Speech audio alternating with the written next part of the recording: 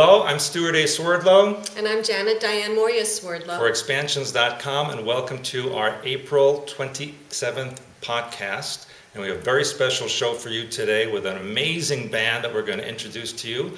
But what is also special about today's show is that we have a dual venture with our host, Vincent Eastwood in Auckland, New Zealand. So welcome, Vincent. Welcome, everybody. Broadcasting live from the fabulous fluoridated capital of Auckland, New Zealand, in the slave South Pacific Island nation. It's very exciting to be here, and I can't believe it. Now, getting on to the band, Stewart. I've not heard this band before, but what I've heard so far, I do like. The band is called The Art of Dying, and I'm going to let them introduce themselves, and then they're going to play a song for you. So, here's The Art of Dying. Hey everyone, I'm Tavis. Hey, Kale. And soon our singer Johnny will be here. He will suddenly materialize. Hi, Johnny Hetherington.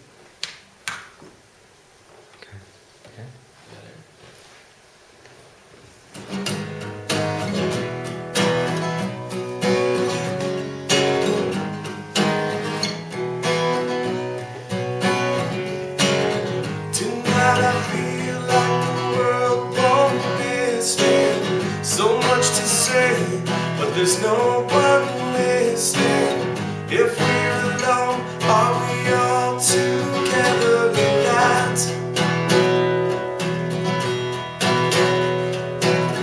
I threw a penny in a well for wishing, and I pray for all the things I think I'm missing. A little time is all I really need.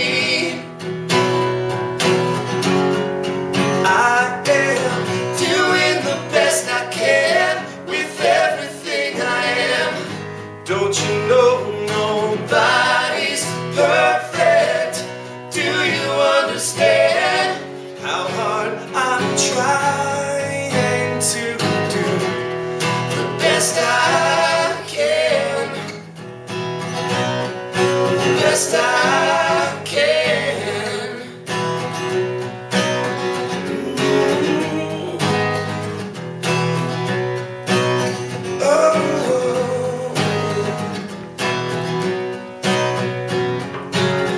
A second chance to give you something.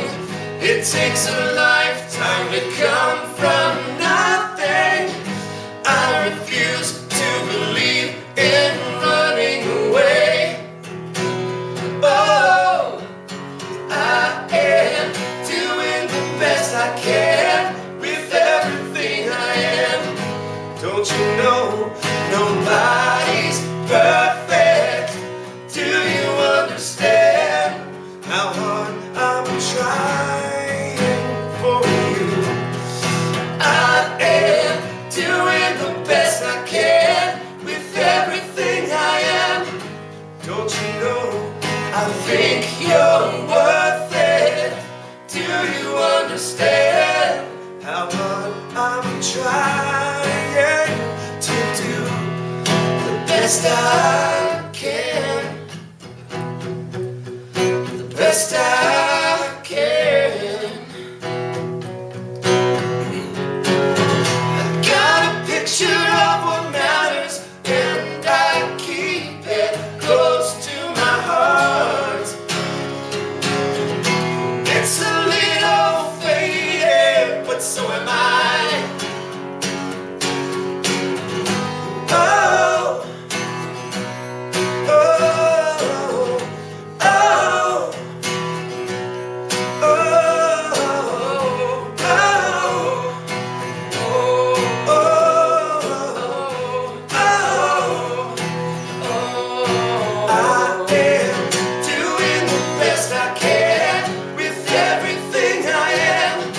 Don't you know nobody's perfect? Do you understand how hard I'm trying for you? I am doing the best I can with everything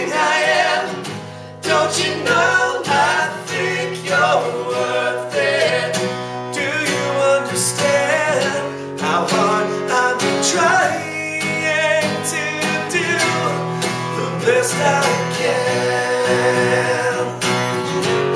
The best I can. The best I can. The best I can.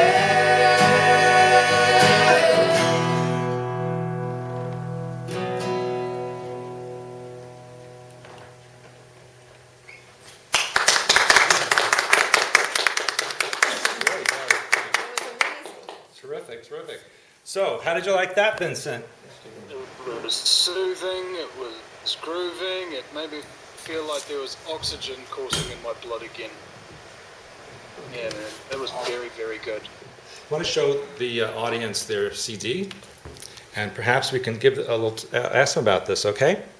This is The Art of Dying, Vices and Virtues. Excellent music, excellent. So let's introduce the members of the band. Why don't we start with Tavis? Yeah, I'm Tavis from Art of Dying. Johnny Hetherington. KL Johnson. And we have three more over here on this side. I'm Greg Bradley. I'm Jeff. So why don't we start with, how did the band get formed? Whose idea was it, and how did it get together? You know what? It's funny. Greg and I started playing music together and met Jeff. We're from the West Coast in Vancouver, Canada, and Jeff grew up in Ontario and knew these cats from his childhood, and he was kind of the conduit that brought us all into playing music together. And we basically decided we were going to do that. Met for our first show in the middle of Canada and struck our first chord on stage together. Yeah, it was magic. And about how many years ago was this? It's about 4 years before. Wow. And so this time you're on the road for the first time, or have you done this before? We've done it a few times before. This is the first tour we've done since we released a major label record, you know. Vices and Virtues came out March 22nd. So we've been out for about a month on the Avalanche tour supporting that. And we're probably going to stay out for a couple of years touring on that record. Excellent.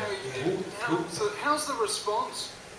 How's the response from people when you're going out and playing? I mean, is it like a nice, relaxed sort of atmosphere, or are people really going wild?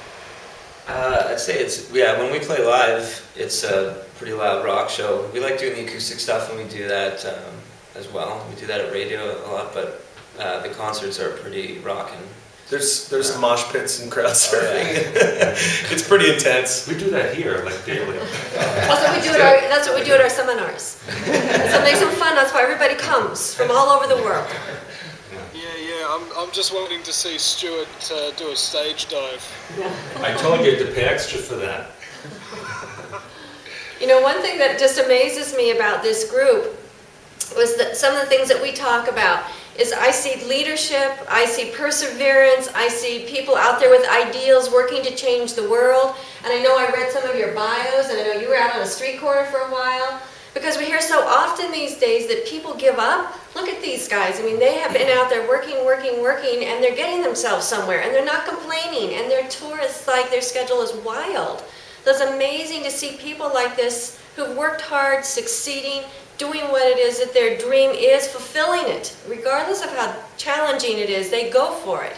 You basically just described why we're called Art of Dying. Yeah. That's our whole mission statement is, you know, realizing that life is precious and that we're not going to be here forever, and you know, our time here is completely precious. So we live with a lot of enthusiasm, and you're right. It's just everything you dream of can be possible if you keep going. But how long have put you the worked work in. on your dream?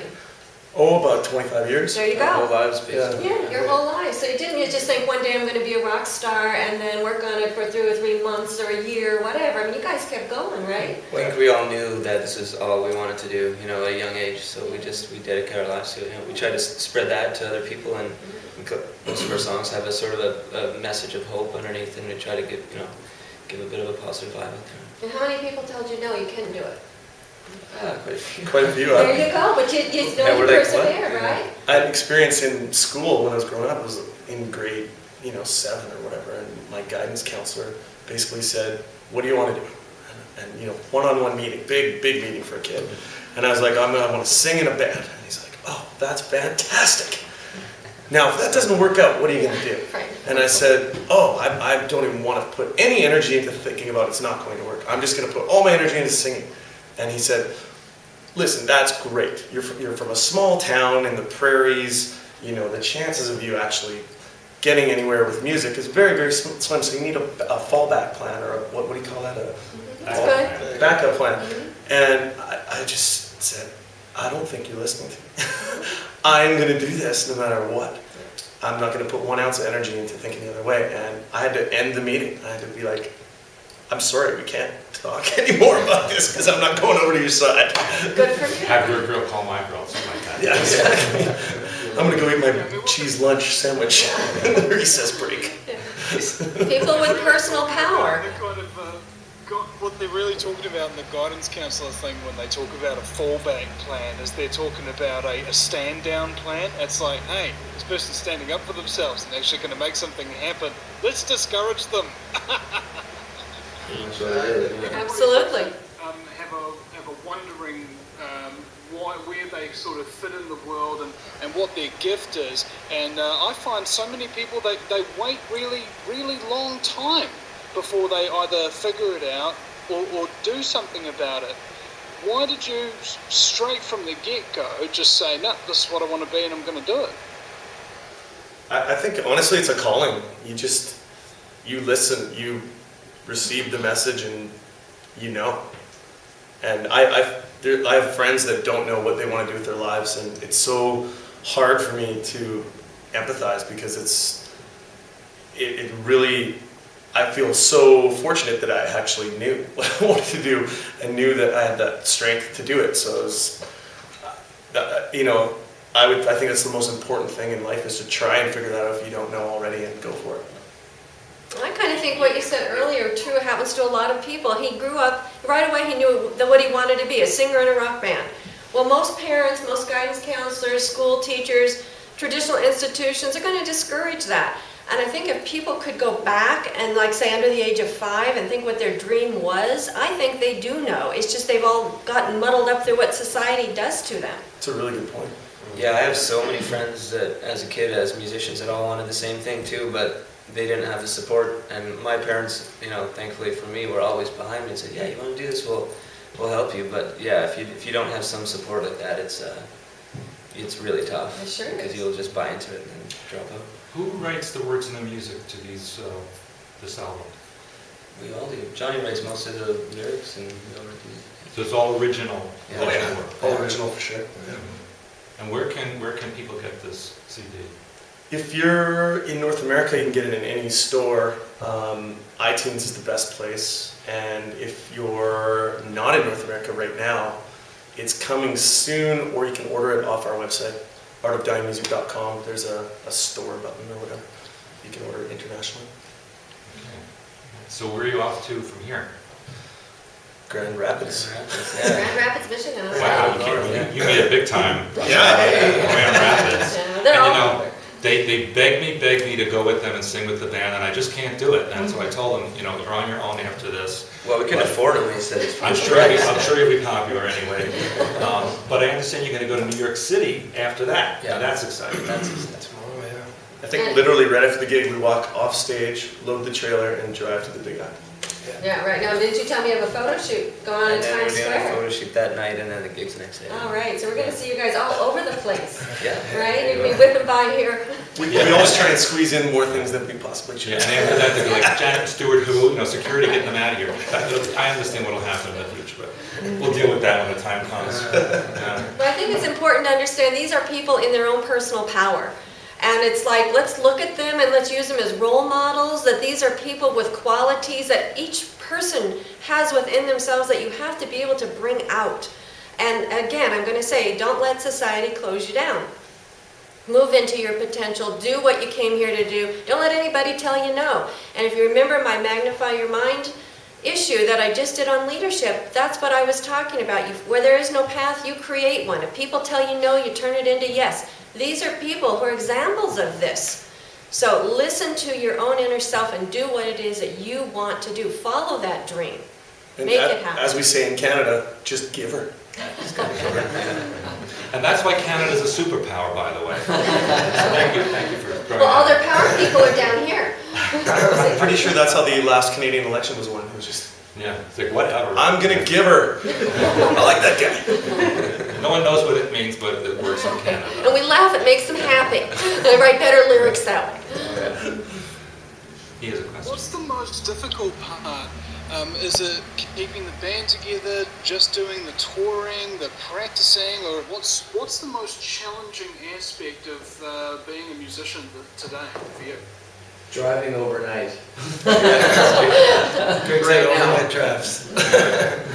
I don't think we have any problems keeping the band together or anything like that, man. That's one of the best things about this band is we all get along really well, and we just have lots of fun doing what we're doing. So, I wouldn't say anything is overly challenging. It's busy, long days, long drives, and we're playing 45 minutes every night. There's another 23 hours that go into getting that time on stage, and no complaints. It's all good, but it is a lot of work. But It's funny when you ask the question, what's the most difficult thing? I couldn't come up with anything in my head. All I was thinking is, I can't think of anything that's really difficult. Yeah, well, Greg nailed it, the drives, but even that's like, I mean, and if that's the hardest thing you do, you can't complain. I mean, that's the beauty of being able to do what you love to do, and the magic and the power of doing, of putting yourself in that position is there's really nothing that's challenging.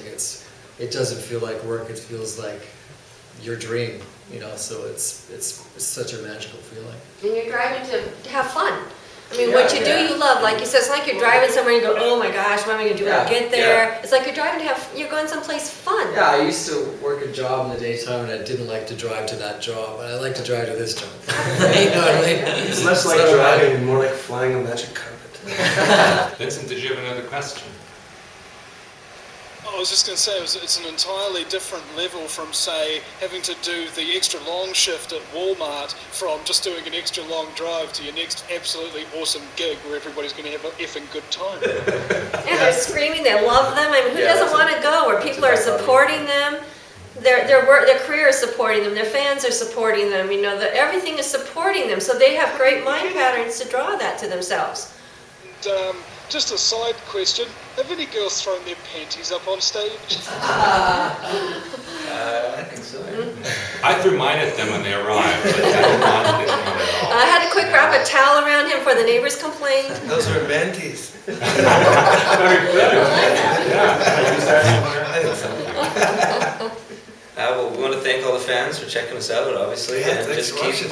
keep coming and checking us out. And if you ever come to one of our shows, we're out there at the merch table in the crowd every night and saying hi and shaking everyone's hand. We want to meet everybody and connect with as many of you guys as we possibly can. So make sure you say hello to us. Totally, and we spend our days on our laptops on Facebook and Twitter and stuff. So it's amazing to have those tools to meet everyone around the world. So just don't be shy. Reach out to us and.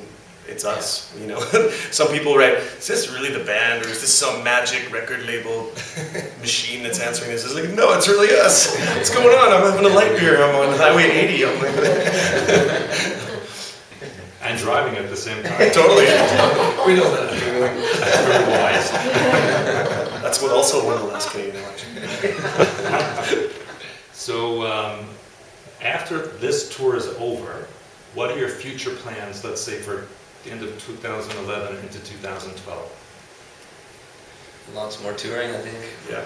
Yeah. We plan to be out for, we started thinking we'd be out for 2 years. I think we'll be out for 3 years supporting this record. There's just so many songs that we're going to get to that are going to become singles that we need to go out and support at radio. So, and then we want to get to, Europe, and That's what I was going to ask. that's the next step. I can't wait to be in New Zealand. I mean, it's been a dream of mine to get over to that part of the world, and I know people from there, and they're just, brilliant. So, can't wait to play music over there.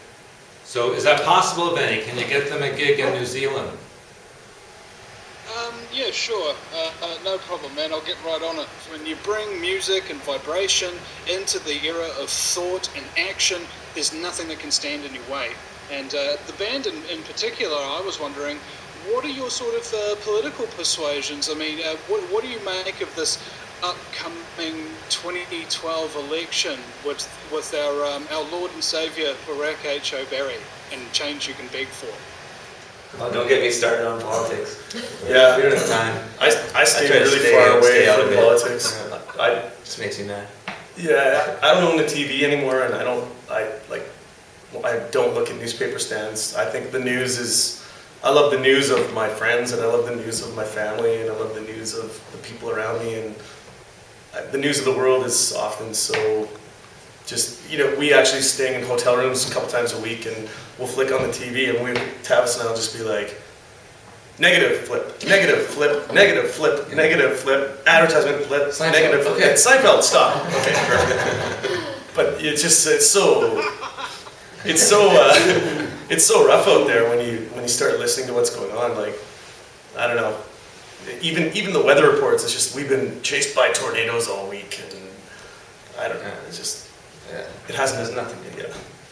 Make your own news. That's a very good point. I like that. Make your own news. And that's what we teach at Expansions. Project out your mind pattern and make it happen in the world. Well, I wanted to say this is one of the most interesting podcasts we've ever done. I appreciate that you took the time to stop by and see us. And I, again, will please urge all of you out there to get this CD for Art of Dying. And again, how do they get it? Please repeat. iTunes in North America or any record store, and worldwide, artofdyingmusic.com.